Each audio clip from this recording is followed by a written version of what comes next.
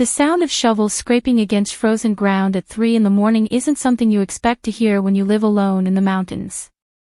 But there I was, Linda Hartwell, 67 years old, watching my own daughter Rebecca dig a hole in our family cemetery like she was burying evidence. What I found when I dug it up the next morning, it changed everything I thought I knew about my family. The insomnia had been my constant companion since Frank's funeral 8 months ago. At 67, I'd learned that grief doesn't follow schedules, doesn't respect the need for rest. So when the metallic scraping pulled me from the edge of sleep at 3:15 in the morning, I thought it was just another cruel trick my mind was playing on me. But the sound was real. Sharp. Deliberate. Coming from the small family cemetery behind our Victorian house, where Frank now rested beside his parents and grandparents, where 5 generations of Hartwells had found their final peace. I pressed my face against the cold bedroom window, my breath fogging the glass as I peered into the darkness. 2 figures moved like shadows between the weathered headstones, their movements urgent, secretive. Even in the pale moonlight, I recognized my daughter Rebecca's tall, athletic frame. Beside her, her husband Eric worked methodically, both of them dressed in dark clothing like thieves in the night. My heart hammered against my ribs as I watched my own daughter desecrate the sacred ground where her father lay buried. What could possibly drive her to such madness? Deeper, Eric. It has to be deeper. Rebecca's voice carried on the still night air, sharp with an authority that reminded me painfully of her father. Even in whispers, she commanded. Eric's response was lost in the scraping of metal against earth, but I could see his shoulders working, see the steam of his breath in the cold air. My son-in-law, who'd charmed his way into our family with his easy smile and successful dental practice, now looked like a common grave robber in the pale moonlight. I crept downstairs, my arthritic joints protesting with each careful step. Through the kitchen window, I had a better view of their criminal activity. The small wooden box they lowered into the hole was about the size of a jewelry case, old and weathered like something from Frank's antique collection. Rebecca knelt beside the disturbed earth, her movements reverent in a way that made my chest tighten with dread. She said something I couldn't hear, her hand resting on the freshly turned soil like a benediction or a curse. They worked quickly after that, replacing the earth, scattering pine needles and fallen leaves with practiced efficiency. When they were done, Rebecca stood and brushed the dirt from her knees, looking around nervously before they both disappeared into the darkness. I remained frozen at the window until their car headlights disappeared down our winding driveway, leaving me alone with questions that tasted like betrayal and fear. The walk to the cemetery the next morning felt like a journey to my own execution. Every step through the crisp October air brought me closer to answers I wasn't sure I wanted to find. The shovel felt impossibly heavy in my hands, weighted with the knowledge that whatever I was about to uncover would change something fundamental between Rebecca and me. The disturbed earth was easy enough to locate. Rebecca might be meticulous in her legal practice, but she'd never been skilled at manual labor. The rectangular patch of loose soil stood out like a wound against the cemetery's peaceful landscape. I dug carefully at first, almost reverently, as if I were excavating something precious rather than pursuing something hidden. The wooden box scraped against my shovel after 20 minutes of work, and my hands trembled as I brushed away the remaining dirt. It was Frank's old cigar box, the one he'd kept on his desk for 40 years, filled with what he'd called his important papers. Inside, nestled in faded red velvet, lay my mother's engagement ring, the vintage sapphire surrounded by diamonds that Frank had given me for our 15th anniversary after I'd spent months admiring it in old family photographs. The ring I'd worn every day until arthritis forced me to keep it safely tucked away. The ring that had mysteriously vanished from my jewelry box sometime after Frank's funeral, during one of Rebecca's many visits to help me organize. But it wasn't just the ring. Beneath it, wrapped in tissue paper that had gone soft with age, was my grandmother's pearl necklace, the one Frank had surprised me with on our 30th anniversary, having secretly bought it back from the pawn shop where I'd reluctantly sold it during his first heart surgery when medical bills threatened to destroy our savings. And underneath the pearls, In a small manila envelope were documents that made my blood run cold. Not photocopies or duplicates, but original papers. The deed to our family home, signed over to Rebecca 3 years ago when Frank's health was declining. The life insurance policy documents, with Rebecca listed as the primary beneficiary instead of me. Bank account transfer forms I'd never seen before, never signed, but bearing what looked remarkably like my signature. My scream, when it came, was raw enough to send the crows exploding from the oak trees overhead. It was the sound of 43 years of marriage crumbling into dust, the sound of a mother realizing that her daughter hadn't just inherited her father's property, she'd stolen the foundation of her mother's entire life. I knelt there in the soft cemetery earth, surrounded by the evidence of my daughter's systematic betrayal, and felt something shift inside my chest. Not breaking, I'd done enough breaking these past months. This was different. This was hardening, crystallizing into something sharp enough to cut through lies and pretty explanations. Rebecca had always been ambitious, even as a child. I'd admired her drive, even when Frank worried she was too focused on success, too willing to sacrifice relationships for advancement. But I'd never imagined that ambition would turn against her own mother. The phone was ringing when I stumbled back into the house, but I didn't hurry to answer it. Let whoever it was wait. I had more important things to do than respond to casual demands or explanations. I set the recovered items on the kitchen table and stared at them in the growing daylight. Each piece told a story not just of theft, but of calculated cruelty. This wasn't opportunistic greed.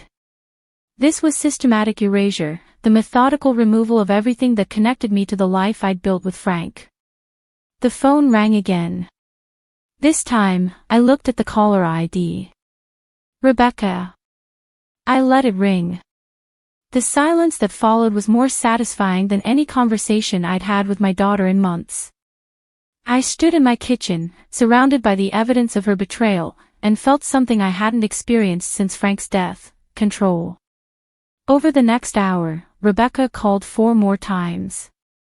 Each time, I watched her name appear on the display and chose silence. By the 5th call, I could imagine her frustration, that sharp-edged impatience she deployed when the world refused to bend to her schedule. Good. Let her wonder what her mother had discovered. I made tea with steady hands, the familiar ritual grounding me in this new reality. The recovered jewelry caught the morning light as I sat at the kitchen table, each piece a testament to months of careful deception. How long had Rebecca been planning this betrayal? How many conversations about helping Mom adjust had been reconnaissance missions, cataloging what was worth stealing?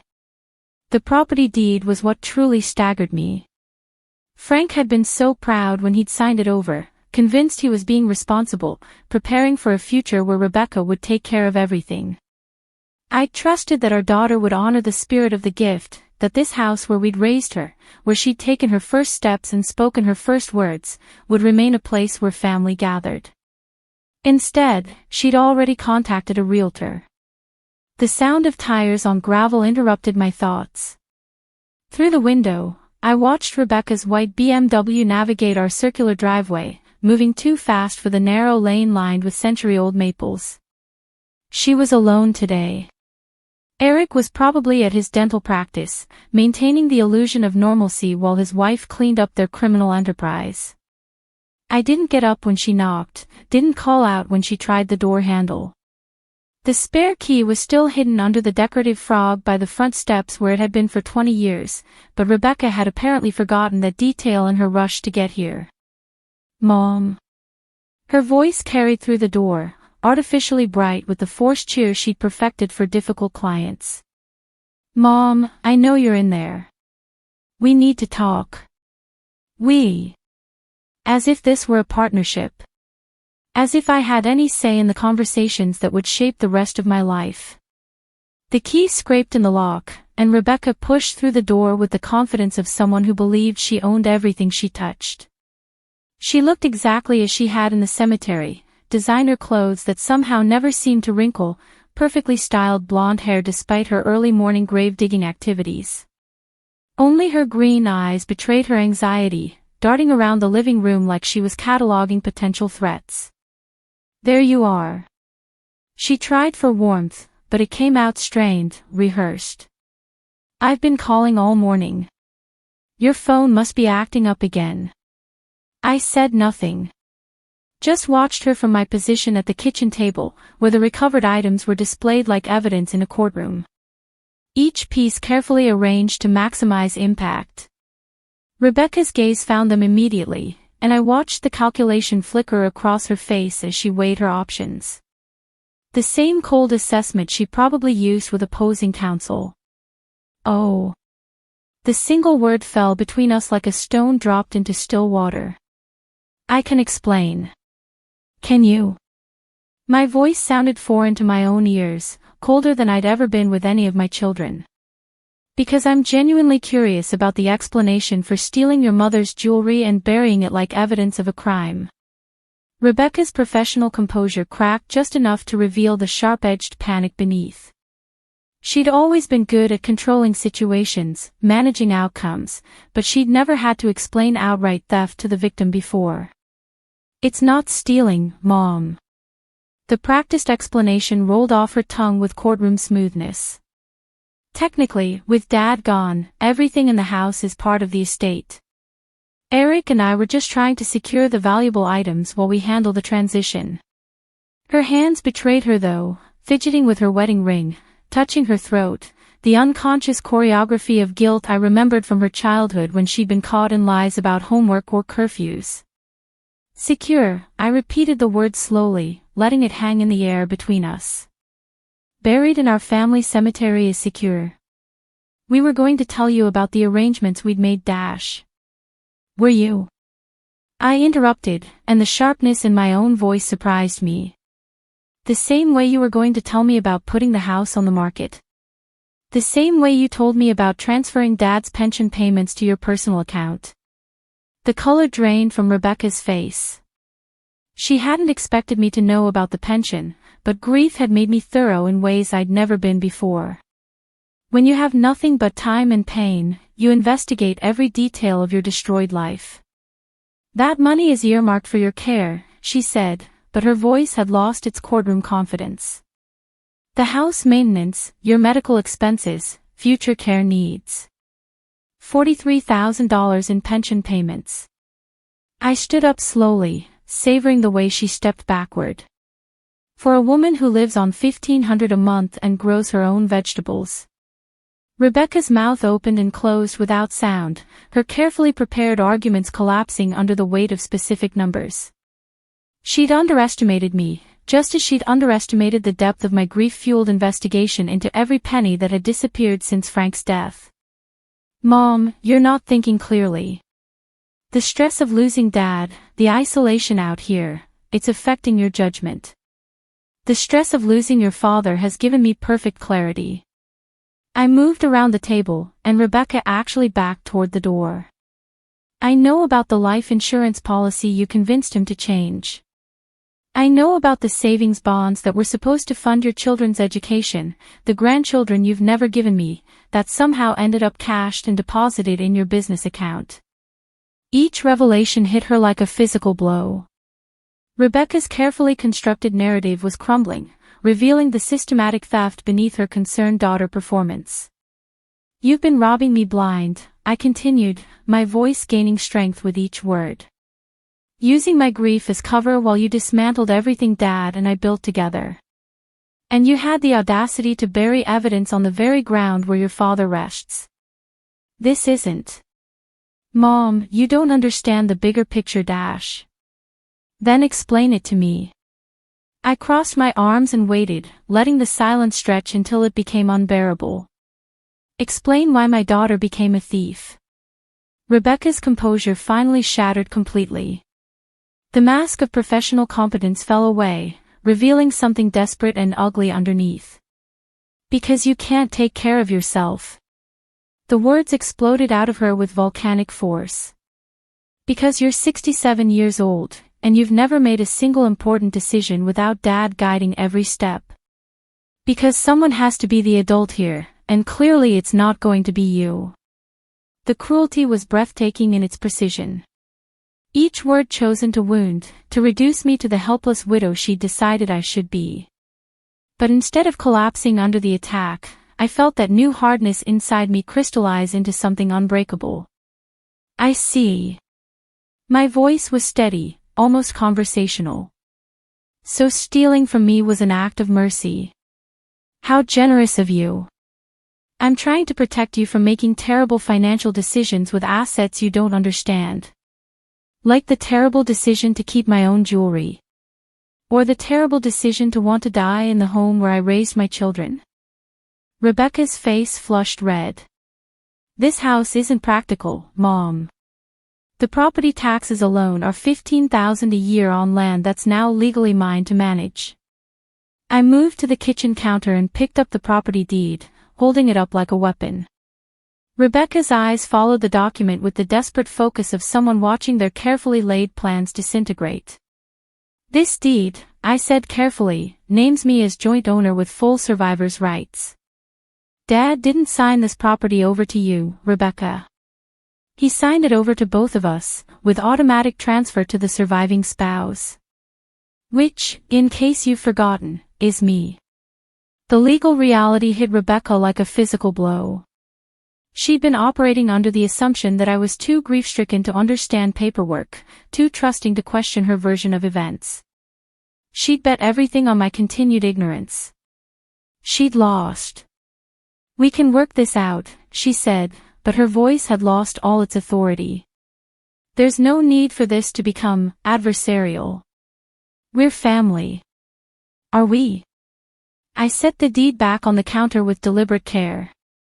Because families don't usually steal from each other and bury evidence in sacred ground. Rebecca opened her mouth to respond, but I held up a hand to stop her. I want you to leave now, I said. Take your explanations and your rationalizations and your concern for my well-being, and get out of my house. Mom dash. Get out. The words carried a finality that even Rebecca couldn't argue with. She stood there for a moment, looking younger than she had in years, stripped of her professional armor and reduced to what she'd always been underneath, my daughter, caught in a lie too big to explain away.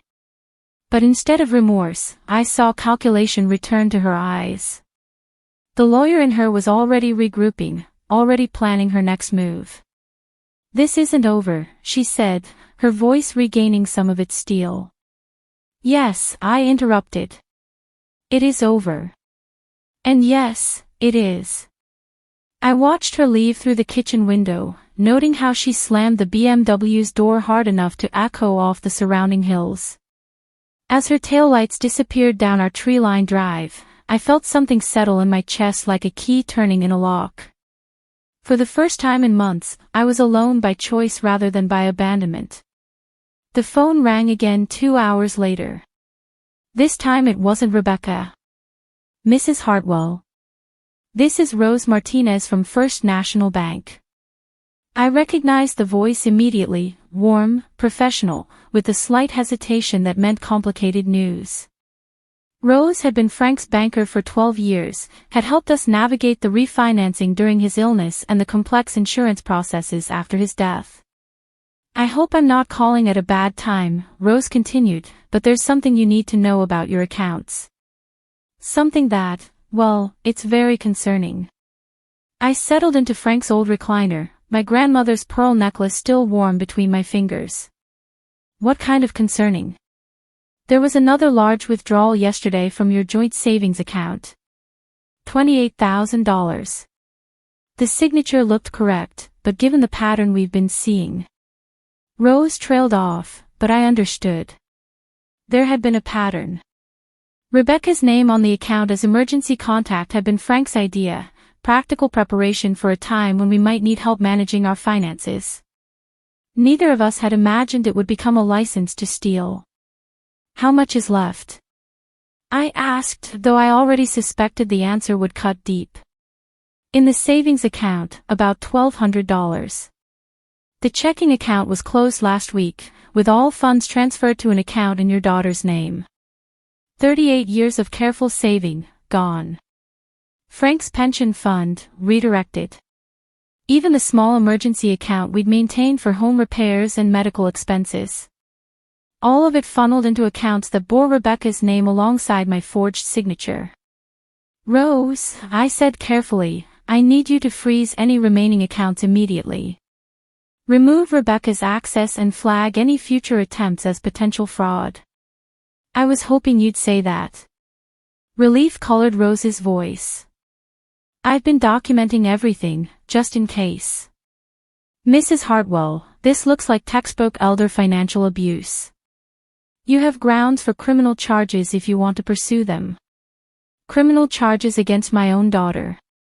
The thought should have devastated me, but instead I felt only cold satisfaction. Justice came in many forms, and Rebecca had chosen the path that led to the harshest one. "Send me copies of everything," I said. "Every transaction, every signature, every document. I want a complete record." After Rose hung up, I sat in the gathering evening light and let the full scope of Rebecca's betrayal wash over me. It wasn't just the money, though the financial devastation was staggering. It was the calculation behind it, the systematic way she dismantled the life Frank and I had built together. But Rebecca had made one crucial mistake in her methodical theft. She'd underestimated the value of the house itself. I pulled out the property deed again, studying the legal language with new eyes. Frank and I had bought this Victorian mansion in 1979 for $45,000, a fortune for us then, but we'd fallen in love with its wraparound porches and original hardwood floors, its 5 bedrooms that we'd hoped to fill with children and grandchildren. Rebecca saw it as an outdated burden. She had no idea what historic properties in our area were worth now. My laptop was a gift from Frank during his final illness, meant to help me stay connected with friends and manage his medical appointments. It connected slowly to the internet, but it didn't take long to find what I was looking for. Recent sales in our historic district. Property values. Market trends. The numbers made my breath catch. Similar Victorian homes were selling for over $600,000. Properties with our original architectural details and 5-acre lots were going for even more. Rebecca's eagerness to sell suddenly made perfect sense. She wasn't just stealing my home, she was stealing what amounted to my entire financial security. The sound of a car in the driveway interrupted my research. Through the window, I could see headlights approaching, but this wasn't Rebecca's BMW. The vehicle was smaller, older, moving carefully up our winding drive. I opened the door to find a woman about my age standing on the porch, holding what looked like a dinner plate covered with foil. She was shorter than me, with silver hair pulled back in a neat bun and kind eyes behind wire-rimmed glasses. "Mrs. Hartwell. I'm Rose Murphy. I live in the blue house about a mile down the road." She lifted the covered plate slightly. "I brought dinner. I hope you don't mind the intrusion." I stared at her, completely confused. In 8 months of living alone, no one had visited except Rebecca and the occasional delivery person. "I don't understand," I said. Rose's smile was gentle but direct. "I saw your daughter leaving earlier." She looked upset. "And I've been watching the lights in your windows these past weeks, wondering if you might be struggling with being alone up here." Something in her voice suggested personal experience with both loss and loneliness. I found myself stepping back, gesturing her inside before my conscious mind had made the decision. "The casserole is nothing fancy," Rose continued, moving into the kitchen with comfortable ease. "Just beef stew, but it reheats well if you don't want company tonight." I watched her set the dish on the counter, noting how her eyes took in the recovered jewelry still spread across the kitchen table. Her expression didn't change, but I saw understanding flicker across her face. "When did you lose your husband?" she asked gently. 8 months ago." The words came out rougher than I expected. "Heart attack." "Mine was 2 years ago." "Cancer." Rose pulled out a kitchen chair and sat down without being invited, the gesture somehow comforting rather than presumptuous. "The first year is the hardest." especially when family complications arise. She gestured toward the jewelry on the table. Would you like to talk about it? And suddenly, I did. For the first time since Frank's death, I wanted to share the burden of carrying this betrayal alone. She's been stealing from me, I heard myself say. My own daughter. Since the day after her father's funeral. Rose nodded slowly, her fingers wrapped around the coffee cup I'd automatically poured for her. How much? Everything. The word came out raw. Bank accounts, insurance money, jewelry. She even convinced Frank to sign papers before he died, thinking they were for estate planning. But they were actually giving her control of everything. But you still own the house, Rose said, glancing at the property deed. Joint ownership with survivors' rights. The house transfers to me automatically, but Rebecca's been acting like it's already hers to sell. Rose was quiet for a long moment, studying my face. What are you going to do about it? The question hung in the air between us. What was I going to do? For months, I'd been reacting, surviving, enduring Rebecca's increasingly controlling behavior. I hadn't thought about taking action. I don't know, I admitted. Part of me wants to call the police. Part of me can't believe I'm even considering having my own daughter arrested. The hardest thing about standing up to your adult children, Rose said carefully, is that they know exactly which emotional buttons to push. They know your history, your fears, your weaknesses. I thought about the confrontation that morning, Rebecca's expectation that I would fold under her explanations and justifications. The wounded look in her eyes when I'd ordered her to leave, as if my refusal to be victimized was somehow a betrayal of our relationship. She called me incompetent, I said. Said someone had to be the adult. Rose's laugh was bitter. Classic manipulation. They infantilize you to justify taking control. She leaned forward, her eyes meeting mine with intensity. Linda, the people who truly love you don't need to diminish you to feel important. Real family lifts you up, they don't tear you down to steal what's yours. We sat in comfortable silence for a few minutes, two women who'd been forced to learn hard truths about the people they'd raised and loved. Outside, the autumn darkness was complete, broken only by stars that seemed impossibly bright after so many months of clouded judgment. There's something else you should know, Rose said eventually. About property values in this area. My attention sharpened. What about them? I'm a retired real estate appraiser, Rose explained. I've been watching the market in our historic district. Houses like yours, with original details and large lots. Linda, you're sitting on close to $800,000 in assets. The number hit me like ice water. 800,000. Rebecca wasn't just stealing my grocery money, she was trying to steal my entire financial future. She has to know, I said, more to myself than to Rose. She's been researching the sale. She has to know what it's worth. Which makes it grand larceny, not just family drama. Rose's voice was matter of fact. With that kind of money involved, this moves into serious criminal territory. I stared at the property deed spread across my kitchen table, seeing it with completely new eyes. It wasn't just paper, it was my security, my independence, my power to choose how the rest of my life would unfold. I need a lawyer, I said. I know a good one. Rose pulled out her phone. Someone who specializes in elder abuse cases. Her name is Janet Kim, and she doesn't mess around when it comes to family members who prey on vulnerable adults. As Rose scrolled through her contacts, I felt something settling in my chest that I hadn't experienced since Frank's death. Not just resolve, I'd had that since morning. This was something deeper, the realization that I wasn't alone in understanding what was happening to me. Rebecca had counted on my isolation, on my grief-induced paralysis.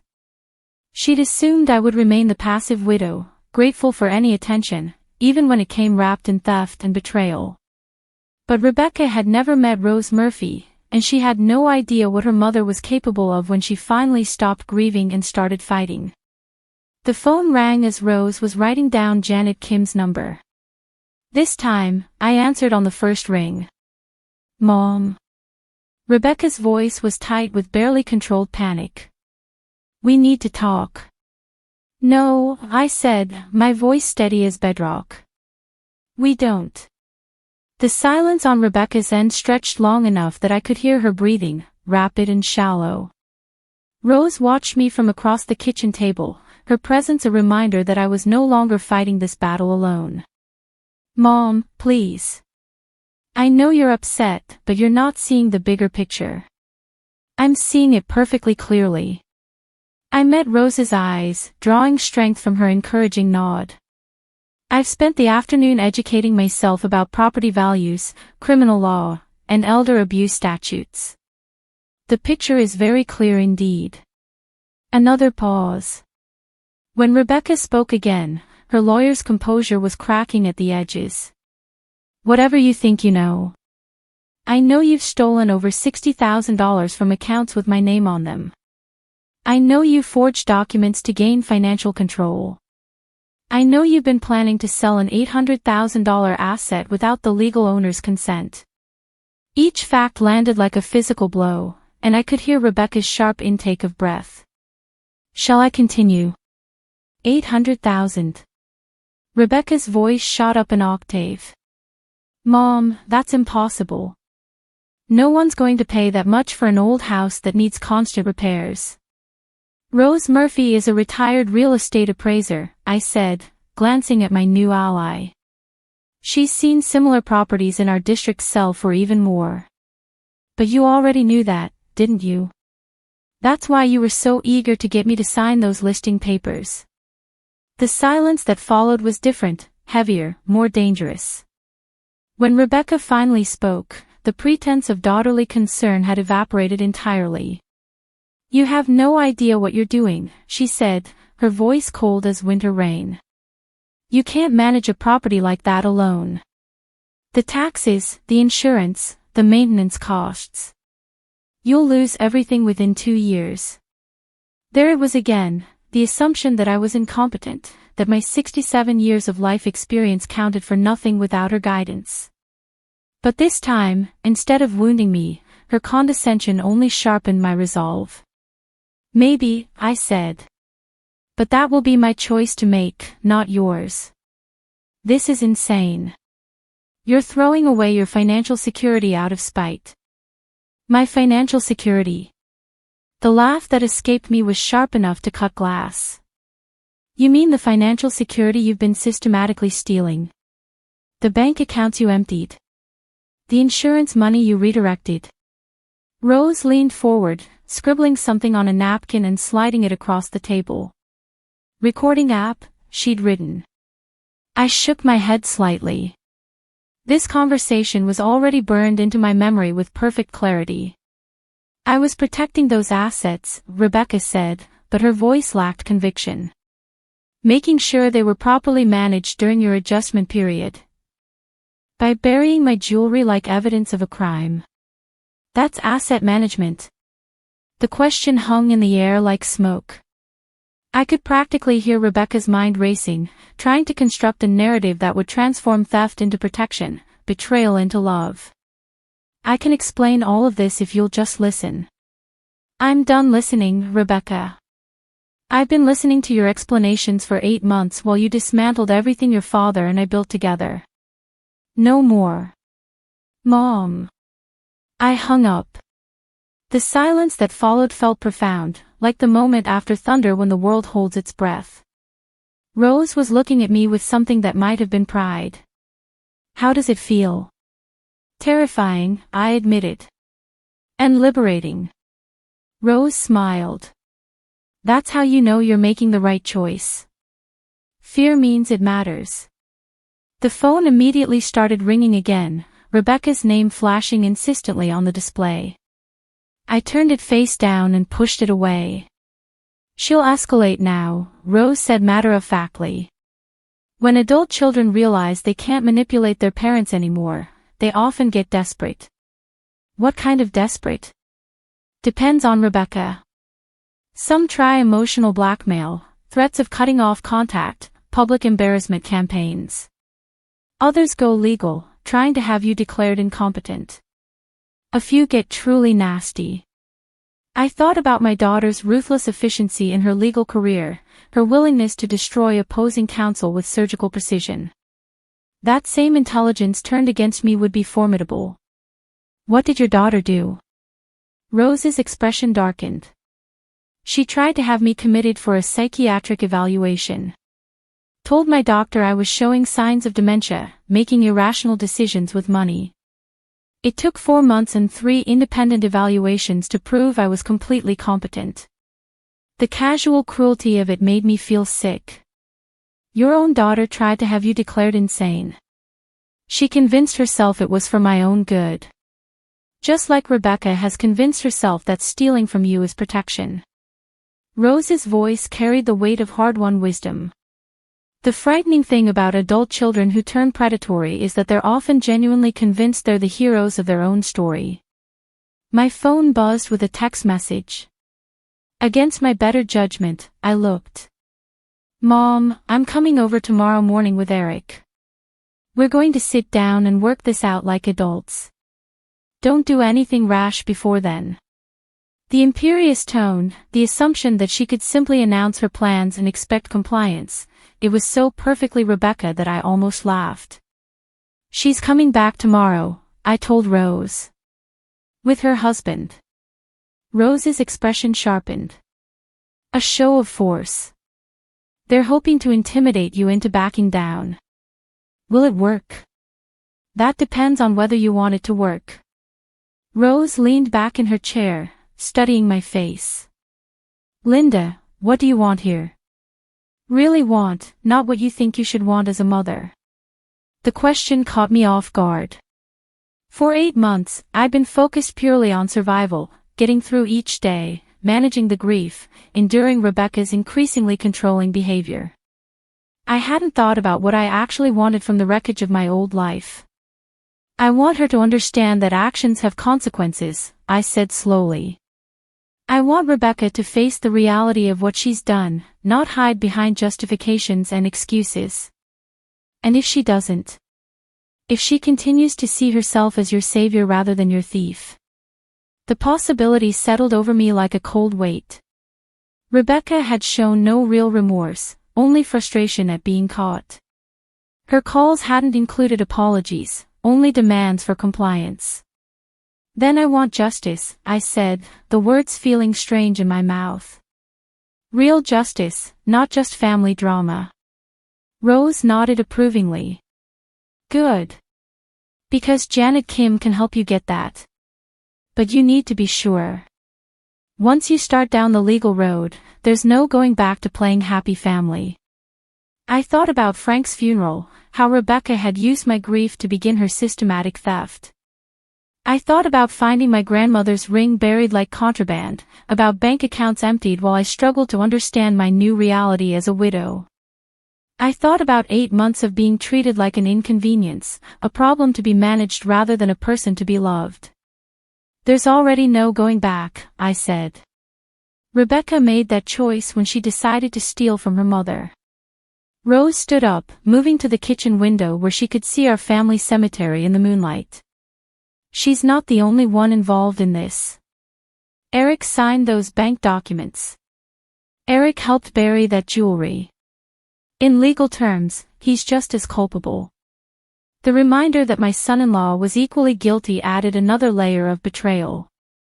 Eric, who'd seemed so genuinely caring during Frank's illness, who'd called me Mom at their wedding, who'd promised to be the son Frank and I had never had.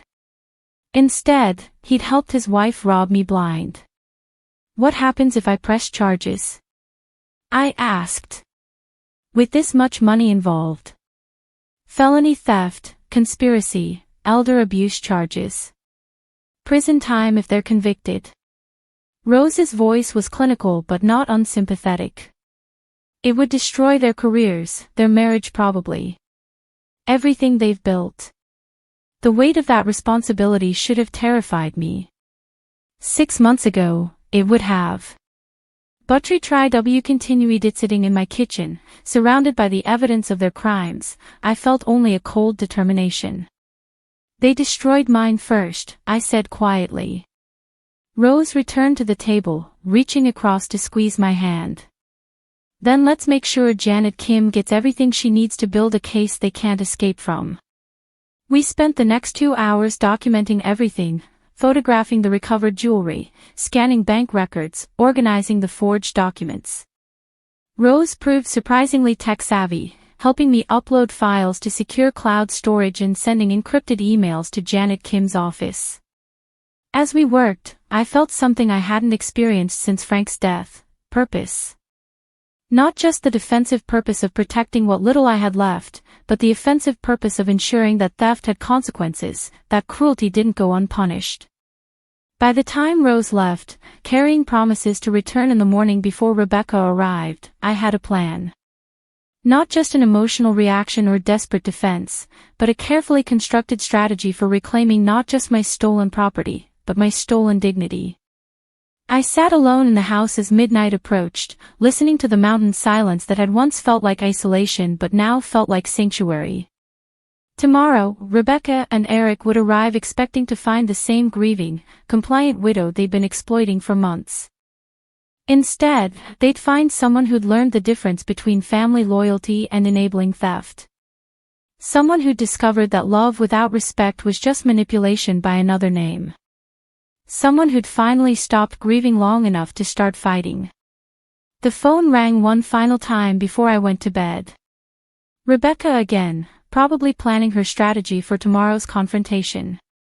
I let it ring, smiling as I climbed the stairs to the bedroom Frank and I had shared during happier times. Some conversations were worth having. Others were just noise. And I was finally wise enough to know the difference. They arrived at 9:30 in the morning, Rebecca's white BMW followed by Eric's silver Mercedes. A convoy of expensive cars climbing the mountain road like an invasion force. I watched from the kitchen window as they parked, noting how they moved with military precision. Eric carrying a leather briefcase while Rebecca clutched a manila folder thick with documents. They'd come prepared for war. Good. So had I. Rose had arrived an hour earlier, bringing fresh coffee and the quiet strength of someone who'd fought this battle and won. She sat at my kitchen table now, looking perfectly at home, her presence a reminder that I wasn't the isolated widow Rebecca expected to find. Remember, Rose said as the car doors slammed outside, they're going to try to overwhelm you with paperwork and legal terminology. Don't sign anything. Don't agree to anything. Just listen and take notes. I nodded, my hand steady as I poured coffee for myself. 8 months ago, the sound of Rebecca's footsteps on the porch would have filled me with desperate gratitude, my daughter coming to visit, bringing the illusion of family connection. Now, those same footsteps sounded like approaching thunder. Rebecca didn't knock. She used the spare key with the entitlement of someone who believed she owned everything she touched, pushing through the door with Eric close behind. Both of them stopped short when they saw Rose, their carefully planned dynamic disrupted by an unexpected variable. "Mom," Rebecca said, her voice artificially bright, "I didn't know you had company." "Rose Murphy," I said smoothly. "My neighbor and friend. She's staying." The introduction hung in the air like a challenge. Rebecca's eyes flicked between Rose and me, calculating rapidly. She'd expected to find me alone, vulnerable, ready to fold under the combined pressure of her disappointment and Eric's financial expertise. "This is a family matter," Eric said, his dental practice smile not quite masking his irritation. "Perhaps Mrs. Murphy could stay exactly where she is," I interrupted. "Unless you prefer to have this conversation with my attorney present instead." The word attorney landed like a physical blow. Rebecca actually stepped backward, her grip tightening on the folder she carried. "There's no need for lawyers," she said quickly. "We're here to work things out, to find a solution that benefits everyone." Everyone. I set my coffee cup down with deliberate care. You mean a solution that lets you keep the money you stole while I pretend it never happened? Eric cleared his throat, setting his briefcase on the kitchen counter with the authority of someone accustomed to controlling financial discussions. Linda, I understand you're upset. Grief can make us interpret things in ways that aren't entirely rational. Don't. The word came out sharp as a blade. Don't you dare stand in my kitchen and call me irrational after helping your wife steal from me for 8 months. Eric's practiced composure flickered. Like Rebecca, he'd underestimated how much I knew, how much I'd learned during my weeks of careful investigation. The funds were moved for security purposes, he continued, but his voice had lost its confidence. During estate transitions, it's standard practice to consolidate assets to prevent. To prevent what? The legal owner from accessing her own money. I pulled out the bank statements Rose had helped me organize, spreading them across the table. $67,000. That's how much you and Rebecca have stolen from accounts with my name on them.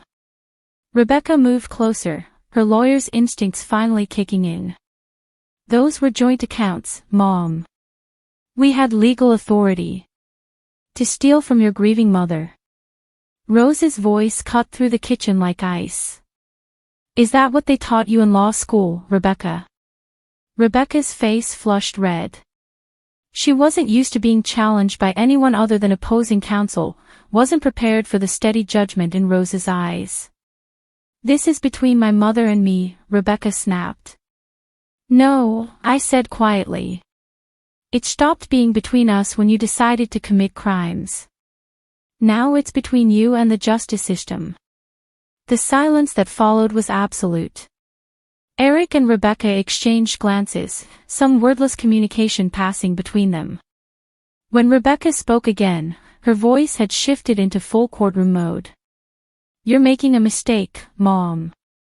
A serious one. If you think you can manage this property alone, if you think you can handle the taxes and maintenance and legal liability of an $800,000 asset, you're deluding yourself. There was the threat, delivered with surgical precision. Submit to our theft, or lose everything through your own incompetence. Maybe, I said. But that's my choice to make, not yours. Is it? Eric opened his briefcase, pulling out a thick stack of documents. Because we've done the math, Linda. Property taxes alone are going to run you $18,000 a year. Insurance, utilities, maintenance on a structure this old. You're looking at $40,000 annually just to keep the lights on. He spread the papers across my kitchen table like evidence in a trial, each document carefully crafted to demonstrate my financial inadequacy. Without the income from Frank's pension, without the savings we've been protecting for you, how exactly do you plan to afford that? Rebecca leaned forward, her voice taking on the gentle condescension she probably used with confused clients. We're trying to save you from bankruptcy, Mom. From losing everything Dad worked for. It was beautifully done, I had to admit. The perfect combination of financial intimidation and emotional manipulation, designed to make me grateful for their theft rather than angry about it. 6 months ago, it might have worked.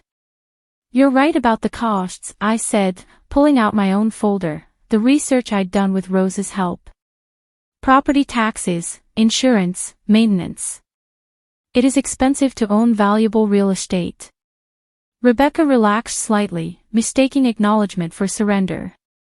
But you've forgotten something important, I continued. I don't have to struggle with those costs alone. I pulled out the letter that had arrived just that morning, the one Janet Kim had helped me secure. The Historical Society has been trying to purchase Victorian homes in this district for preservation projects. They've offered to buy the house at market value while allowing me to live here for the rest of my life, with all maintenance and taxes handled by their endowment. The color drained from Rebecca's face. She'd been so focused on the costs that she'd never considered there might be solutions that didn't involve her theft. But I've decided not to sell, I continued. Because Rose found something very interesting when she researched comparable properties. I set another document on the table, watching both Rebecca and Eric lean forward to read it. The mineral rights, I said simply. Frank bought this land back when mineral rights were automatically included in property purchases. There's been a natural gas company trying to lease drilling rights in this area for 3 years. Rebecca's hands actually shook as she read the lease proposal. The terms were staggering, $150,000 upfront, plus substantial royalties on any gas extracted. So you see, I said, my voice calm as still water, I'll be just fine financially. More than fine, actually. Fine enough to pursue criminal charges without worrying about legal fees. Fine enough to see this through to the very end, regardless of how long it takes. Eric sank into a chair, the fight going out of him like air from a punctured balloon. But Rebecca wasn't finished yet. Mom, please think about what you're doing. I'm your daughter. Eric is your son-in-law. We're family. Are you really going to destroy your own family over money? There it was, the final manipulation. The appeal to blood ties that was supposed to override justice, to make love conditional on accepting abuse. You destroyed this family, I said, standing up slowly. Not me. When you decided that stealing from your mother was acceptable. When you treated my grief as an opportunity rather than a tragedy. Rebecca's mask finally slipped entirely, revealing the desperate fear beneath. If you press charges, I'll lose my law license. Eric will lose his dental practice. Our careers, our reputations, everything we've built will be gone. Yes, I said simply. It will be. The naked honesty of it seemed to stagger her. She'd expected remorse, maternal concern, some last-minute softening that would save her from consequences. Instead, she found only the cold justice she'd never taught herself to fear. You can't mean that, she whispered. I've already signed the complaint, I said, pulling out the final document from my folder. Janet Kim filed it yesterday afternoon. The warrant for your arrest should be issued within the week. Rebecca stared at the papers like they were written in a foreign language, unable to process the reality that her mother, her soft, compliant, easily manipulated mother, had just destroyed her life with the stroke of a pen. We can pay it back, Eric said desperately. All of it, with interest. We can make this right. No, I said, my voice final as death. You can't. Some things can't be undone, can't be forgiven, can't be made right with apologies and restitution. This is one of them. I walked to the door and opened it, mountain air rushing in to cleanse the kitchen of their presence. Get out of my house, I said. Both of you. And don't come back. They left in silence, their briefcases and folders scattered across my table like the remnants of a failed battle. Through the window, I watched them drive away, Rebecca hunched over the steering wheel while Eric stared straight ahead, both of them finally understanding that some betrayals carry consequences too severe for family forgiveness to overcome. I felt no satisfaction in their defeat, no joy in their destruction. But I felt something more valuable than either, the return of my own dignity. Rose helped me clean up the scattered papers, neither of us speaking until the kitchen was restored to order. How do you feel? She asked finally. Free, I said, and meant it. For the first time in 8 months, completely free. 3 weeks later, I received a letter from the county jail. Rebecca, writing to say she was sorry, that she'd never meant for things to go so far, that she hoped someday I might find it in my heart to forgive her. I read it once, then filed it with the other documents from the case. Some apologies come too late to matter. Some consequences are exactly what they should be. And some mothers finally learn that love without boundaries isn't love at all, it's just enabling dressed up in prettier clothes.